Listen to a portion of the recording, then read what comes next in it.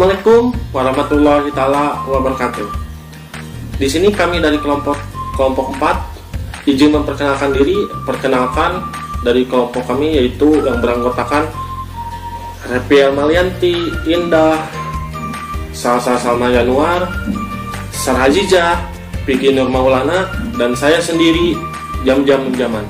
Kami dari kelompok 4 ingin memaparkan materi tentang supervisi pendidikan. Mohon simak baik-baik dan tonton sampai selesai. Sekian, Assalamualaikum warahmatullahi taala wabarakatuh. Pengertian supervisi pendidikan. Secara bahasa, supervisi berasal dari dua kata, yaitu bahasa Inggris super dan vision. Super berarti di atas dan vision berarti melihat. Dan secara istilah, yaitu supervisi pendidikan adalah pembinaan yang berupa bimbingan atau tuntunan ke arah perbaikan situasi pendidikan pada umumnya dan peningkatan mutu mengajar dan belajar pada khususnya. Definisi supervisi pendidikan menurut para ahli, menurut Boardman dikutip oleh Sahertian menyebutkan bahwa supervisi adalah suatu usaha menstimulir, mengkoordinir, dan membimbing secara kontinu pertumbuhan guru-guru di sekolah baik secara individual maupun secara kolektif agar lebih mengerti dan lebih efektif dalam mewujudkan seluruh fungsi pengajaran, dan dengan demikian mereka dapat menstimulir dan membimbing pertumbuhan tiap peserta didik secara kontinu serta mampu dan lebih cakap berpartisipasi dalam masyarakat demokrasi modern. Menurut Burton dan Bruckner, dikutip oleh Sahertian, supervisi adalah suatu teknik pelayanan yang tujuan utamanya mempelajari dan memperbaiki secara bersama faktor-faktor yang mempengaruhi pertumbuhan dan perkembangan anak. Sedangkan, menurut Kimball Willis, supervisi adalah bantuan dalam perkembangan dari belajar mengajar yang baik. Dan menurut Ilyasin dan Nurhayati, supervisi merupakan prosedur memberi pengarahan dan mengadakan penilaian terhadap proses pengajaran yang dilaksanakan oleh tenaga pendidik dalam meningkatkan profesionalismenya sebagai pendidik.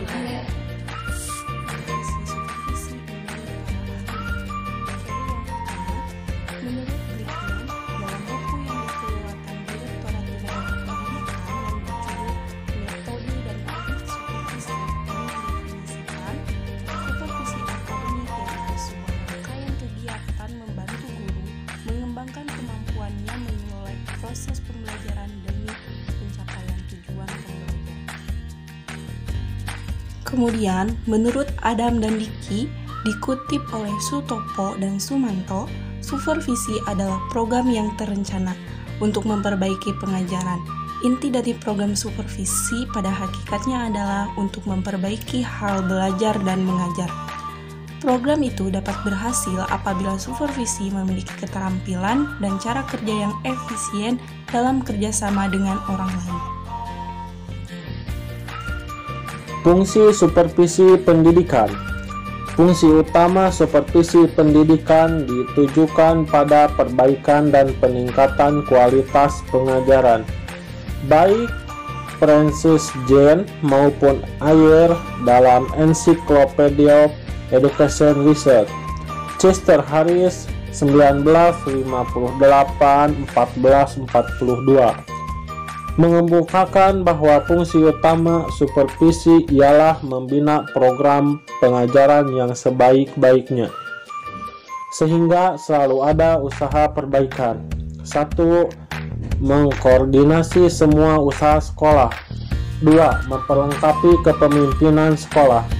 3. Memperluas pengalaman-pengalaman guru, menstimulasi usaha-usaha yang kreatif. 4. Member fasilitas dan penilaian yang terus-menerus. 5. Menganalisis situasi belajar mengajar. 6. Memberikan pengetahuan dan keterampilan kepada setiap anggota staf. Dan 7. Memberi wawasan yang lebih luas dan terintegrasi dalam merumuskan tujuan-tujuan pendidikan dan meningkatkan kemampuan mengajar guru-guru. Tujuan khusus supervisi pendidikan. Yang pertama, membantu guru agar dapat mengerti tujuan pendidikan dan fungsi sekolah dalam mencapai tujuan pendidikan. Yang kedua, membantu guru agar lebih menyadari dan mengerti kebutuhan siswa serta masalah yang dihadapinya. Yang ketiga, melaksanakan kepemimpinan yang efektif dengan cara yang demokratis. Yang keempat, menemukan kemampuan dan kelebihan tiap guru serta memanfaatkan dan mengembangkan kemampuan tersebut. Yang kelima, membantu guru meningkatkan kemampuan mengajar di depan kelas. Yang keenam, membantu guru baru dalam masa orientasinya. Yang ketujuh, membantu guru menemukan kesulitan belajar siswa dan menemukan tindakan perbaikan. Teknik-teknik dalam supervisi pendidikan. Teknik-teknik dalam supervisi pendidikan, supervisor untuk meningkatkan program sekolah dapat digunakan berbagai teknik atau metode supervisi pendidikan. Pada hakikatnya terdapat banyak teknik dalam menyelenggarakan program supervisi pendidikan dari sejumlah teknik yang dapat diterapkan dalam pembelajaran ditinjau dari banyaknya guru dapat dikelompokkan ke dalam dua bagian besar, misalnya teknik individual dan teknik kelompok. Berikut uraiannya. Yang ke-1, teknik individual. Teknik individual adalah supervisi yang dilakukan secara perseorangan. Teknik ini digunakan apabila masalah yang dihadapi bersifat pribadi, khusus ataupun spesifik. Ada pula beberapa kegiatan yang harus dilakukan antara lain: 1. Kunjungan kelas, 2. Observasi kelas, 3. Pertemuan individu, 4. Saling mengunjungi kelas, yang kelima menilai diri sendiri. Adapun teknik kelompok, yaitu teknik kelompok adalah teknik yang digunakan bersama-sama oleh supervisor dengan 17 guru dalam suatu kelompok. Beberapa orang yang diduga memiliki masalah dikelompokkan secara bersamaan, kemudian diberi pelayanan supervisi sesuai dengan permasalahan yang mereka hadapi. Banyak bentuk-bentuk dalam teknik yang bersifat kelompok ini, namun diantaranya yang lebih umum atau sebagai berikut. Yang ke-1, pertemuan orientasi sekolah bagi para guru. Yang kedua, rapat guru. 3. Rapat karya atau workshop. 4. Diskusi panel. Yang kelima, simposium. Yang keenam, penataan. Sekian, terima kasih. Sifat yang harus dimiliki oleh supervisor dibagi menjadi 3 bagian.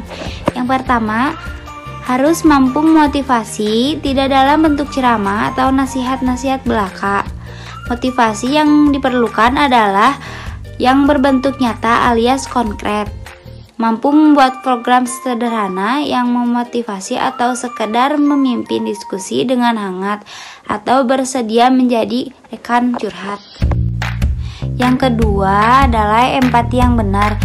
Sebagai contoh, bila ia mengetahui ada anak buahnya yang rajin tiba-tiba melungker, tidak memiliki semangat kerja, maka ia akan memanggilnya ke dalam ruangan dan menanyakan kenapa, bukan memarahinya, menegur atau memarahinya. Empati yang benar berarti memberikan jawaban atau kata-kata yang tepat untuk membangkitkan kembali gairah bekerja.